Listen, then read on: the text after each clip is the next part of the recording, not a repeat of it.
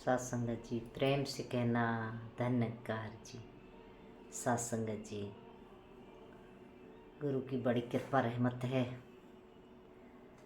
कि आज हम सभी इस ब्रह्म प्रभु परमात्मा से जुड़े हैं। कहते हैं सत्संगत, फूल न परवाह करता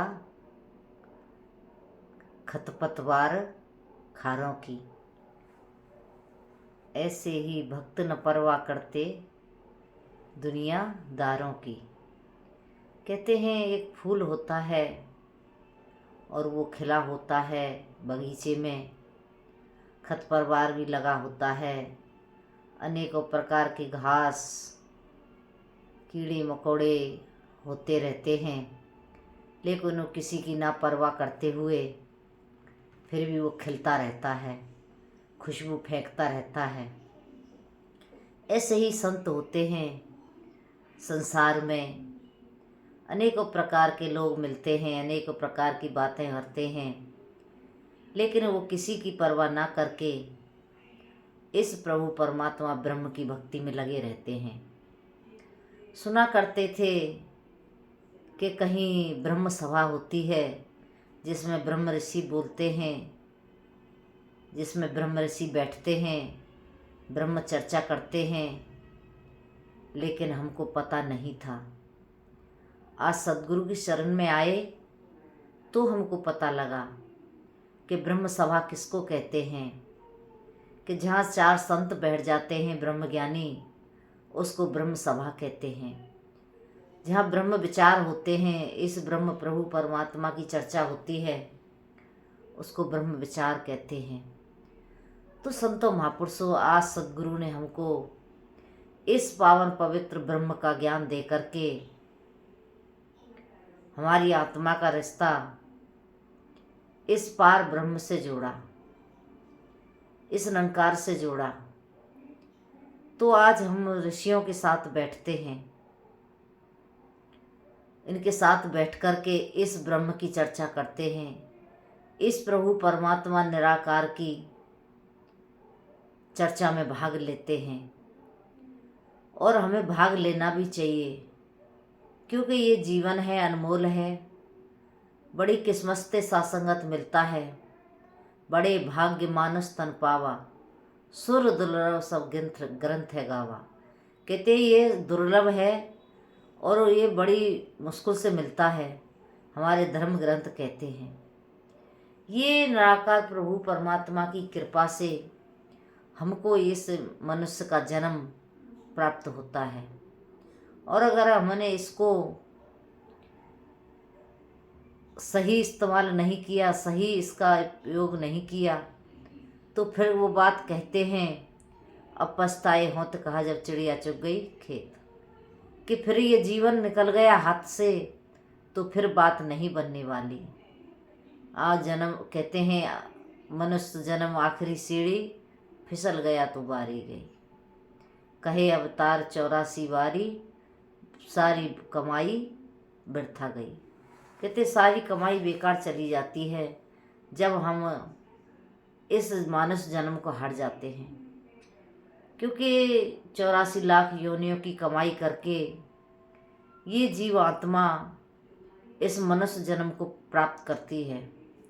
कहते हैं जब कुछ भी हमको प्राप्त करना होता है तो उसके लिए बहुत मेहनत करनी होती है, बहुत काम करना होता है, तब जाके हमें कुछ प्राप्त होता है।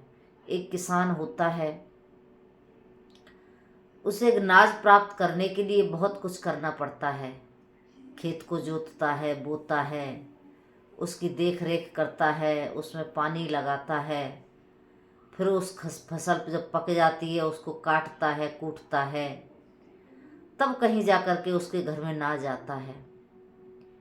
इसी प्रकार से ये इंसान का जीवन है। ये अनेकों योनियां भोग करके, इतनी मेहनत करके ये इसको मनुष्य का जन्म प्राप्त हुआ है। ये पता नहीं किस किस योनि में कितनी कितनी वर्षों तक, कहते हैं एक एक वृक्ष की बरस हजारों साल की उम्र होती है। तो सोचो सत्संगत कि ये आत्मा कितना कुछ भोग कर के आई है, कितना कुछ इसने कमाई की है, कितना कुछ इसने मेहनत की है, तब जा कर के इसको ये मनुष्य का जन्म मिला है। और अब भी इसका हमने लाभ नहीं उठाया तो फिर बात बनने वाली नहीं है। फिर बात वही चिड़िया चुग गई खेत कि अब तो जीवन हार गया, अब कैसे बात बनेगी। तो इसीलिए महात्मा कहते हैं, वचन गुरु के हैं अति पावन, जो बढ़ते सो सुख पाए। कि जो बर्तन गुरु के आते हैं उनको हम जब इस्तेमाल करते हैं तो जीवन में फिर सुख आ जाते हैं। लेकिन ये आते तभी हैं जब हम अपनी सारी चतुराइयाँ चालाकियाँ छोड़ करके गुरु के चरणों में हम समर्पित हो जाते हैं।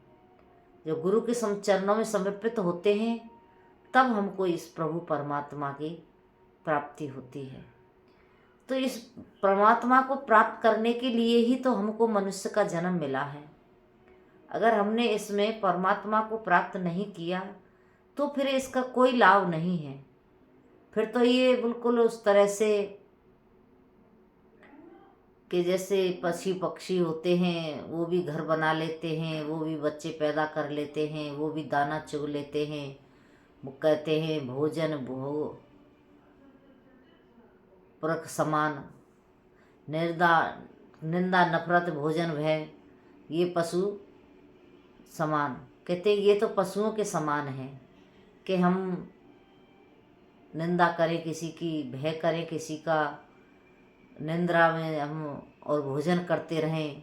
ये चारों कर्म तो पशुओं के समान होते हैं। अगर हमने इस ब्रह्म प्रभु परमात्मा को नहीं जाना तो कृपा करो साथ संगत जी कि हमने इस ब्रह्म को जान करके भक्ति करनी है। इस ब्रह्म को प्राप्त करके हमने भक्ति करनी है। क्योंकि बाकी कर्म तो सब कर लेते हैं, लेकिन भक्ति एक इंसान ही कर सकता है।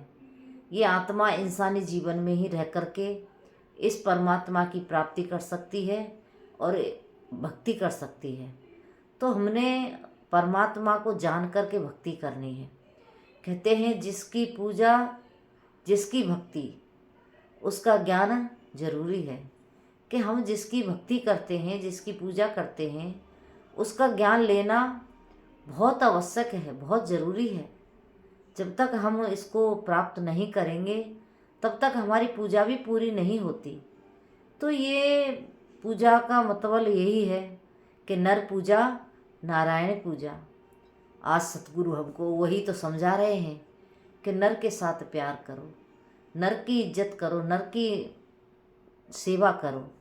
तो जब कहते हैं नर ही नारायण है, तो नर के अंदर ही ये नारायण बसा हुआ है, ये आत्मा के रूप में बसा हुआ है। जब हम इस तरह से भक्ति करते हैं, इस परमात्मा को कहकर देख कर के कहते हैं कि सिया राम में सब जग जानी। लेकिन ये नज़र तब बनती है जब हम सतगुरु की शरण में जाते हैं। ये नज़र तभी हमको मिलती है, अन्यथा तो इतने लोग दुनिया में डोलते हैं, क्या वो सबको परमात्मा सब में देखते हैं? नहीं देखते साथ संगत। ये तो भक्त होते हैं, संत होते हैं कि तुझ में राम मुझ में राम सब में राम समाया, सबसे कर लो प्रीत जगत में कोई नहीं पराया। कहते सबसे प्रीत करो जगत में कोई पराया नहीं है, सब अपने ही हैं। तो आओ संतों महापुरुषों, हमने अपने जीवन को इस तरह से जीना है कि भक्ति करते हुए, सबके साथ प्रेम करते हुए, सबके साथ हमारी निभ जाए, सबके साथ हमारी बन जाए। क्योंकि निभेगी तभी तब हम सासंगत गुरु के बताए हुए मार्ग पर चलेंगे। गुरु आज हमसे जो कह रहे हैं वो हम करेंगे तभी ही बात बनेगी। तो सद्गुरु तो यही चाहते हैं कि घरों में सुकून हो, चैन हो, अमन हो, शांति हो, परिवार में हो, मोहल्ले में हो, सब जगह शांति बनी रहे। लेकिन ये तभी बनेगी तब हम गुरु के बताए हुए मार्ग पर चलेंगे। आज सद्गुरु यही समझाते हैं, ना किसी की निंदा करो, ना किसी की नफरत करो, ना किसी का बैर करो, किसी से भी बैर विरोध की भावना मत रखो। भावना रखनी है तो प्रेम वाली रखनी है। प्रेम वाली भावना रखेंगे तो हमारे जीवन में वो सुख अपने आप आ जाएगा, वो आनंद अपने आप आ जाएगा। तो आओ संतों महापुरुषों कृपा करो। ये बनत हमारी तभी बनेगी जब हम सद्गुरु के चरणों में जा कर के ज्ञान प्राप्त करेंगे। तो जो ज्ञान प्राप्त कर लिया है वो तो बड़े सौभाग्यशाली हैं। जिन्होंने नहीं किया है उनको सद्गुरु के चरणों में जाना चाहिए और ढूंढना चाहिए सद्गुरु को। गुरु बनाने से बात नहीं बनती, सद्गुरु के शरण में जाने से बात बनती है। सद्गुरु वो होते हैं जो हमारी आत्मा का रिश्ता इस ब्रह्म परमात्मा से जोड़ देते हैं। कहते हैं ना वो ऊपर वाला। अब अगर कोई ये कहे कि वो ऊपर वाला, तो समझ लो उसको अभी इस ब्रह्म का ज्ञान नहीं है, इस परमात्मा का ज्ञान नहीं है। क्योंकि कहते हैं हरि व्यापक सर्वत्र समाना, प्रेम से प्रगट होए में जाना, कि परमात्मा तो हर जगह व्याप्त है। कोई कहे कि ये परमात्मा, तब समझो कि हाँ इसको ब्रह्म का ज्ञान है। क्योंकि ये इसको कह रहा है, ये सामने खड़ा है, तो सामने वाले को ही ये कहा जाता है। तो सत्संगत ये परमात्मा हमारे अंग संग रहता है, लेकिन ये हमें समझ तभी आता है जब हम किसी सत्य पुरुष की शरण में जाते हैं, सद्गुरु की शरण में जाते हैं। और जब सद्गुरु हमको ज्ञान देते हैं तब हमें समझ में आता है। ज्ञान देने से पहले कुछ हमको ऐसी मर्यादा भरी बातें भी सिखाते हैं कि जिनको हम 5 परण कहते हैं। कि पहला परण तन मन धन इस निराकार प्रभु परमात्मा की देन है, हमें इसका मान करके इसको इस्तेमाल करना है, इसका अभिमान नहीं करना है। और दूसरा परण कि हमने किसी जाति वाति में नहीं पढ़ना है और अपनी जाति का अभिमान नहीं करना है कि मैं तो ऊंचे कुल वाला हूँ, ऊंची जाति वाला हूँ। नहीं, कहते हैं एक पिता एकस के बालक, हम सब एक पिता परमात्मा की संतान हैं, हम सब एक मालिक की संतान हैं।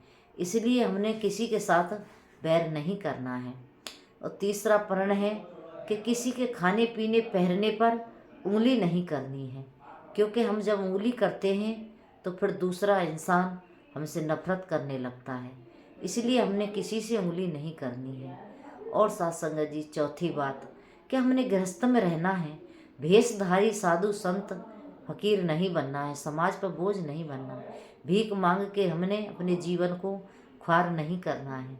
मेहनत करके करो कमाई, बनो नहीं दूजे पर भार, कि मेहनत करके कमाई करनी है और अपनी गृहस्थी में रहना है। 5वां परण है जो ब्रह्म प्रभु परमात्मा के दर्शन सद्गुरु ने हमको कराए हैं, इसको हमने बिना गुरु की आज्ञा के किसी को नहीं बताना है।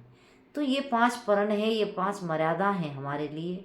जब हम इन पर चलते हैं तो सत्संगत ये ज्ञान हमारे जीवन में टिका रहता है, सहज में ही बना रहता है। तो दासी तो यही अरदास करती है, सच्चे बादशाह आप कृपा करो, रहमत करो कि आप जैसा चाहते हो वैसा हमारा जीवन बन जाए। सेवा सुमरन सत्संग करते हुए आपके चरणों में हमारी तोड़ निभ जाए।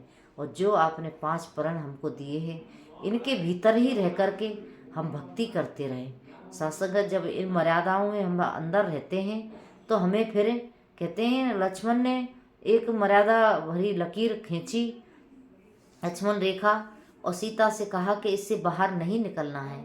अगर उससे बाहर नहीं निकलती तो सत्संगत वो रावण के हाथ नहीं लगती।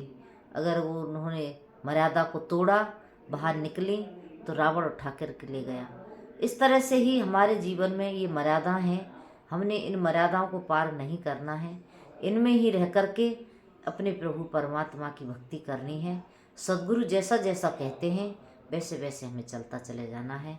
तो दासी इन्हीं शब्दों से आपसे क्षमा चाहती है। और कोई ऐसा वचन निकला हो कि आप संत महापुरुषों को अच्छा न लगे तो दासी को एक अनजान गुरसिक समझ के बख्श देना, माफ़ कर देना। प्रेम से कहना, धन्यकार जी।